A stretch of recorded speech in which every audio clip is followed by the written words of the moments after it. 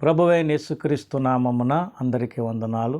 యేసుక్రీస్తు కృపానిధి మినిస్ట్రీస్ వారు పాస్టర్ ఆశీర్వాదం గారు వారి టీం నిర్వహిస్తున్నటువంటి ఉదయకాల ధ్యానములు నేటికి 1250 ఎపిసోడ్ నిర్విరామముగా మరి ఇలాగ ఉదయకాల ధ్యానములు నిర్వహించడానికి వారి టీం వారు చేస్తున్న కృషి ఎంతో అమోఘమైనది. ఈ ఉదయకాల ధ్యానముల ద్వారా ఎంతోమంది దీవించబడుతున్నారు. మరి ఈనాటి సందేశం కొరకు దేవుడు నాకు ఇచ్చిన కృపను బట్టి నన్ను ఆహ్వానించిన దైవజనుల ఆశీర్వాదం గారికి ప్రత్యేకమైన వందనాలు. మరి ఒక మాట ధ్యానం చేసుకుందాం. నెహెమ్యా గ్రంథము నుండి మొదటి అధ్యాయం 4వ వచనం చదువుతాను, శ్రద్ధగా చూడండి. ఈ మాటలు వినినప్పుడు నేను కూర్చుండి ఏడ్చి కొన్ని దినముల దుఃఖముతో ఉపవాసం ఉండి ఆకాశమందలి దేవుని ఎదుట విజ్ఞాపన చేసి తిని. ప్రభునందు ప్రియమైనటువంటి దేవుని బిడ్డలారా, ఇక్కడ మనం చదివిన లేఖన భాగంలో ఒక విషయం మీతో ప్రస్తావించాలి. భక్తుని యొక్క మనసు ఎటువంటిదై ఉంటుంది, భక్తునికి ఉన్న మనసు ఎలాంటిది అని ఆలోచన చేస్తే ఇక్కడ మనం గమనించినట్లయితే నెహెమ్యాకు కొన్ని మాటలు వినబడ్డాయట. ఏమిటి విన్నాడు నెహెమ్యా? చూడండి, 2వ వచనం చూస్తే, నా సహోదరులలో హనానీయను ఒకడును యూదులలో కొందరును వచ్చిరి. చెరపట్టబడిన శేషములో తప్పించుకున్న యూదులను గూర్చి యెరూషలేమును గూర్చి నేను వారిని అడుగగా, 3వ వచనం, వారు చెరపట్టబడిన వారిలో శేషించిన వారు ఆ దేశములో బహుగా శ్రమను నిందను పొందుచున్నారు. మరియు యెరూషలేము యొక్క ప్రాకారం పడద్రోయబడినది, దాని గుమ్మములను అగ్ని చేత కాల్చబడినవని నాతో చెప్పిరి. అంటే ఏ మాటలు వినినప్పుడు నెహెమ్యా గుండె పగిలింది, ఏ మాటలు వినినప్పుడు నెహెమ్యా దుఃఖపడ్డాడు అంటే యెరూషలేము యొక్క ప్రాకారం పడద్రోయబడినది. యెరూషలేము దేవుడు కోరుకున్న స్థలము, దేవుడు నివసించే స్థలం.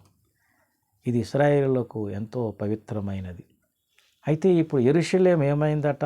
ప్రాకారము పడద్రోయబడినది, దాని గుమ్మములు అగ్ని చేత కాల్చబడి. ఈ మాటలు వినగానే నెహెమ్యాలో ఒక రకమైన తెలియని దుఃఖం ఏర్పడింది.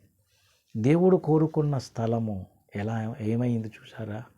అయ్యో ఎలా అని ఒక రకమైన వేదన నెహెమ్యాలో కనబడటం చూస్తున్నాం. ఎందుకంటే చూడండి, ఈ మాట విన్నప్పుడు నెహెమ్యా ఒక వేరే స్థలములో ఉన్నాడు, రాజుగారికి గిన్నె అందించే ఒక ఉద్యోగములు ఉన్నాడు. నెహెమ్యా దగ్గరికి ఈ మాటలు వచ్చాయి. ఎప్పుడైతే యెరూషలేమును గురించి నెహెమ్యా విన్నాడో వెంటనే అక్కడ చూడండి, ఆకాశమందలి దేవుని విజ్ఞాపన చేస్తూ ఎలా ఉపవాసం ఉండి ఏమంటున్నాడు? కొన్ని దినములు దుఃఖముతో ఉపవాసం ఉండి. ఎందుకు దుఃఖము? అదే భక్తుని మనసు. దేవుని కార్యము పాడైనప్పుడు, దేవుని కార్యము జరగలేనప్పుడు మరి భక్తునికి వేదన కలుగుతుంది. ఆనాడు నెహెమ్యా యెరూషలేము ప్రాకారము గూర్చి వినగానే గుండెల్లో ఒక దుఃఖం వచ్చింది, వేదన కలిగింది. దేవుని సన్నిధిలో ఉపవాసం ఉండి విజ్ఞాపన చేశాడు, దేవుణ్ణి వేడుకున్నాడు.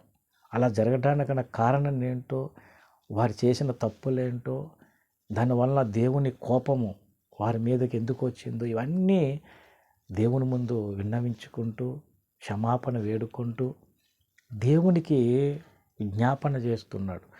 ప్రియ దేవుని బిడ్డలారా, చూడండి, ఇక్కడ గమనించినట్లయితే ఇక్కడ 8వ వచనం 7వ వచనం చూడండి. నీ ఎదుట బహు అసహ్యముగా ప్రవర్తించేదమి, నీ సేవకుడైన మోసే చేత నీవు నిర్ణయించిన ఆజ్ఞలను కట్టడలను విధులను మేము గైకొనకపోతే. ఇది నెహెమ్యా దేవుని ముందు విన్నవిస్తున్న విజ్ఞాపన వేదనతో. ప్రియ దేవుని బిడ్డలారా, గమనించండి, భక్తుని యొక్క మనసు ఎలాగా కృంగిపోతుందో, ఎలాగా వేదన చెందుతుందో. దేవుని కార్యము మరి ముందుకు సాగనప్పుడు, దేవుని పని పాడైనప్పుడు. ఒకసారి ఆలోచిద్దాం. నేటి దినములలో కూడా సంఘము నానా విధములైన దుర్బోధలతో నిండి, ఎవరికి వారే మాది సత్యం అంటే మాది సత్యం అని రకరకముల భిన్నాభిప్రాయములు ఇప్పుడున్నటువంటి పరిస్థితులను బట్టి ఈ యొక్క మీడియా ద్వారా, అనగా ఈ ఇంటర్నెట్ ద్వారా వారు సందేశాలు ప్రజలకు అందిస్తున్నారు. ఎవరికి వారే గొప్పవారిగా, వారికి తెలిసిన విషయాలు సత్యమని వారు బోధిస్తూ సంఘమును నానా విధముల గలిబిలి చేస్తున్నారు. ఈ బోధలు వింటున్నప్పుడు సత్య ప్రవక్త ద్వారా దేవుడు బయలుపరిచిన సత్యాన్ని విన్నప్పుడు మరి సత్యానికి వేరుగా వినపడుతున్న ఈ సందేశాలు వినగానే ఒక రకంగా వేదన రావాలి మనలో. ఎందుకంటే దేవుడు తన స్వరక్తి సంపాదించిన సంఘము, సత్య ప్రతిష్ఠితంగా ఉండవలసిన సంఘము ఈనాడు రకరకములైన భిన్నాభిప్రాయాలతో ఎవరికి తోచింది వారు వాక్చాతుర్యముతో సంఘాలను గలిబిలి చేస్తూ మరి ప్రసంగ పీఠికల మీద నుంచి వారికి తోచిన విషయాలను ప్రకటిస్తూ ఉన్నారు. ప్రియ దేవుని బిడ్డలారా, ఈరోజు మనం చేయుచున్న ప్రార్థన, మనం చేస్తున్నటువంటి విజ్ఞాపన దేని కొరకు? మన క్షేమం కోసమా? మన వ్యక్తిగత అవసరాల కోసమా? మనము దీవించబడాలని ఇంకా ఆ ప్రార్థనలోనే ముందుకు సాగుదామా? లేక ఆనాడు యెరూషలేము ప్రాకారం పడద్రోయబడితే, గుమ్మములు అగ్ని చేత కాల్చబడితే ఆ మాట వినినప్పుడు ఆయన ఎక్కడో వేరే స్థలంలో ఉన్నాడు భక్తుడు, కానీ ఆ మాట వినగానే గుండె పగిలి రోధించాడు. ఈనాడు మనమున్న స్థలములోనే, మనమున్న పరిస్థితుల్లోనే దేవుని సంఘములు అనేకమైన బోధలు ప్రవేశించాయి. అబద్ధ బోధలే ప్రసంగ పీఠిక మీద ప్రసంగ పీఠిక నుంచి వినబడుతూ ఉన్నాయి. సత్యబోధ గ్రహించేవారు తక్కువ అయిపోయారు. సత్య ప్రవక్తను దేవుడు నియమించాడు. ప్రవక్త ద్వారా దేవుడు తన సంఘానికి అందిస్తున్న సత్యాన్ని వినేవారు తక్కువ అయిపోయారు. ఈ అబద్ధములు, అసత్యములు అనేవి ఎక్కువైపోతున్నాయి.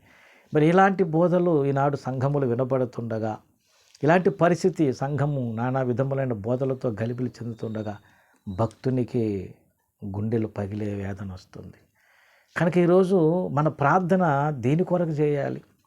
మన ప్రార్థన దేన్ని విషయం మీద దృష్టి పెట్టి చేయాలి? ఎటువంటి విషయాలు దేవుని యొద్దకు మనం తేవాలంటే మన వ్యక్తిగత అభివృద్ధి మాత్రం గురించి కాదు, మన క్షేమము కొరకు, మన అవసరాల కొరకు ఇంకా మనం ప్రార్థించేవారుగా కాదు, కానీ దేవుని సంఘము కొరకు. ఏమండి, పరిశుద్ధులకు ఒక్కసారి అప్పగించబడిన బోధ నిమిత్తము పోరాడమని పిలుపునిచ్చాడు ప్రవక్త ద్వారా, అంటే యూదా భక్తుని ద్వారా పరిశుద్ధాత్మ దేవుడు. మరి ఆ పోరాటానికి ఎంతమంది ముందుకు రాగలుగుతున్నారు? ఆదిమ సంఘము ఏ అనుభవాలు గుండా ప్రయాణించిందో, ఆదిమ సంఘము ఏ విధంగా సత్యబోధలో ముందుకు సాగిందో ఆ బోధ ఇప్పుడున్న సాత్విక సంఘములో వినబడుతుందా, కనబడుతుందా? పునాదులు పాడైపోయాయి. ప్రియ దేవుని బిడ్డలారా, దేవుని కార్యం పాడైందనే వేదన, ఆ కార్యము కొరకు కన్నీటితో ప్రార్థించే ప్రార్థనా పరులు కావాలి. ఆనాడు నెహెమ్యా గుండె పగిలి రోధించాడు. అది భక్తునికి ఉన్న మనసు. ఈనాడు దేవుని భక్తులమైన మనం, దేవుని ఆరాధికులమైన మనము ఎట్లాంటి వేదనతో నిండిపోవాలో తెలుసా? సంఘము సత్యంలో ప్రతిష్ఠింపబడట కొరకై కన్నీటితో మనం ప్రార్థించాలి. మన క్షేమము కోసం, మన అభివృద్ధి కొరకు, మన కుటుంబ దీవెనల కొరకు మనం ప్రార్థన చేస్తున్నాం. అక్కడితో ఆగిపోవద్దు. మన అవసరాలు ప్రార్థించే మనము దేవుని కార్యము జరగాలని కూడా ప్రార్థన చేద్దాం. ప్రియ దేవుని బిడ్డలారా, మన ప్రార్థన ఒక క్రొత్త అనుభవంలోనికి రావాలి. మన అవసరాల కొరకు, మన సంఘముల కొరకు, మన స్థానిక అవసరాల కొరకు, మన కుటుంబ అవసరాల కొరకు ప్రార్థించే మనము ఒక మెట్టెక్కుదాం.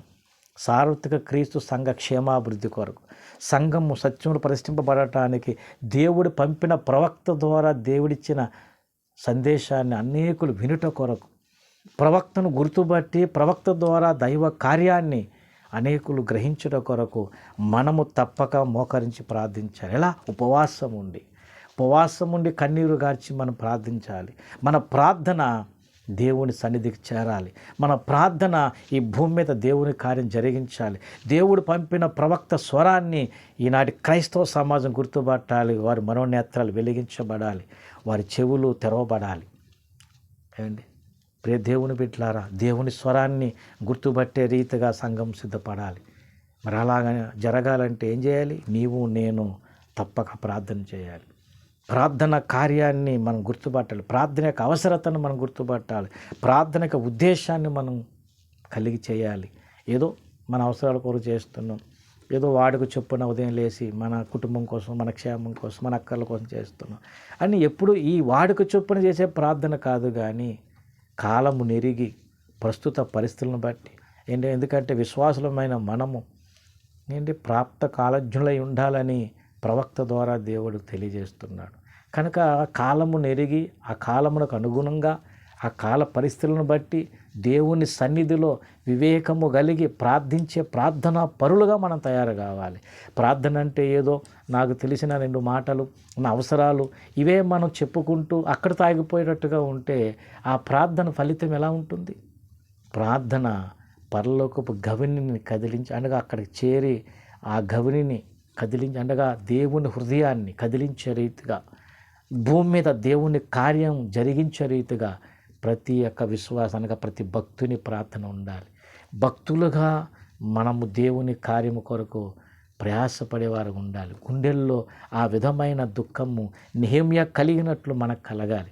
ఎందుకంటే ఆ మాటలు వినగానే దుఃఖముతో కొన్ని దినముల దుఃఖముతో ఉపవాసం ఉండి దేవుని ఎదుట విజ్ఞాపన చేసి తినంటున్నాడు. ఈరోజు సంఘమును గురించి అనేక బోధలు వింటున్నాం. ఏమండి, అవి కొన్ని నోటితో చెప్పడానికి కూడా కాస్త ఇబ్బందిగానే ఉందండి. అనేకమైన బోధలు అవి ఏదో సత్యమని వాక్చాతుర్యంతో బోధిస్తున్నారు. ఏమండి, ఈ బోధలు వింటున్నప్పుడు నిజముగా మన గుండె పగిలిపోవాలండి. ఎందుకంటే సత్యమును గ్రహించనీయకుండా దుష్టుడు అనేకుల కన్నులు చెవులు వినబడనీయకుండా కన్నులు మరుగు చేస్తున్నాడు. కనుక ఈరోజు సత్యము అనేది వినబడేటట్లుగా, సత్యం అనేకులు గ్రహించే రీతిగా, సత్య ప్రవక్తను గుర్తుపట్టడం ద్వారా సంఘము సత్యంలో పరిష్టింపబడే రీతిగా దేవుని కార్యము జరగాలి, పునాదులు మరమ్మత్తు కావాలి, ఆదిమ సంఘము ఉన్న అంతస్తుకు ఉన్న సంఘం ఎదగాలి అని మనము కన్నీటితో ప్రార్థించగలిగేటట్లు మనం ఎప్పుడైతే ముందుకు రాగలుగుతామో దేవుని కార్యం చూడగలుగుతాం. ప్రియ సహోదరుడా, సహోదరి, గమనిస్తున్నావా? ప్రార్థన అంటే మనకు తెలిసిన భాషలో మన అక్కర్లు చేయటమే కాకుండా దేవుని చిత్తమును ఎరిగి దేవుని కార్యము కొరకు వివేకము కలిగి దైవ చిత్తము నిమిత్తము నెరవేర్పు కొరకే ప్రార్థించే ప్రార్థన అనుభవంలోనికి మనం రావాలి. ఈ ఉదయకాల ధ్యానములు వింటున్నటువంటి దేవుని బిడ్డలారా, ఆలోచించండి. నీ ప్రార్థన దేవుని హృదయాన్ని కదిలించే రీతిగా, ఈ భూమి మీద దేవుని కార్యాన్ని జరిగించే రీతిగా, దేవుని కొరకు నీ ప్రార్థన దేవుని సన్నిధిలో నిలిచే రీతిగా ఉండగలుగుతుందా? మన ప్రార్థన కాలంలో కొట్టుకుపోయేదిగా కాదు.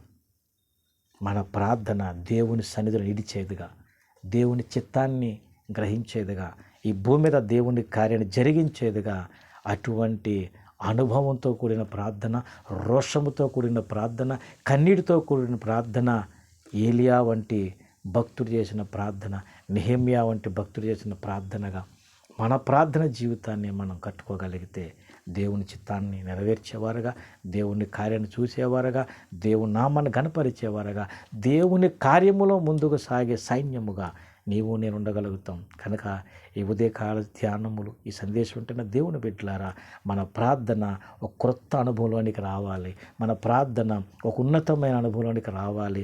అది దేవుని హృదయాన్ని కదిలించి ఈ భూమి మీద దేవుని నెరవేర్చే రీతిగా మన ప్రార్థన ఉండగలిగితే తప్పగా మన ప్రార్థన జీవితం ద్వారా దేవుని ఘనపరచగలుగుతాం. ఈ సందేశం వింటున్న దేవుని బిడ్డలారా, అలాగే మనందరి ప్రార్థన జీవితాలు ఉండాలని ఒక తీర్మానం చేసుకుందాం. దేవుడి మాటలు దీవించి ఆస్వాదించునుగాక. ఆమేన్. ప్రార్థన. పరిశుద్ధుడా, ఆశ్చర్యకరుడా, ప్రార్థన జీవితం అనేది ఒక కొత్త అనుభవంలోనికి రాగలిగేటట్లు భక్తుని యొక్క మనసు ఏ రీతిగా నీ కార్యం కొరకు పరితపిస్తుందో అటువంటి అనుభవంలోనికి మేమందరము రాగలిగేటట్లు, ఎంచకాలపు దర్శనం అందరిలోనూ నెరవేర్పు కలిగేటట్లు నీవు పంపిన ప్రవక్తను గుర్తుపట్టి ప్రవక్త ద్వారా సందేశము ద్వారా అనేక సత్యంలోకి వచ్చేటట్లుగా ప్రార్థించగలిగే ప్రార్థనలోని నడిపించి మీరే మహిమ పొందమని యేసు పరిశుద్ధ నామని ప్రార్థన వేడుకుంటున్నాను తండ్రి. ఆమేన్.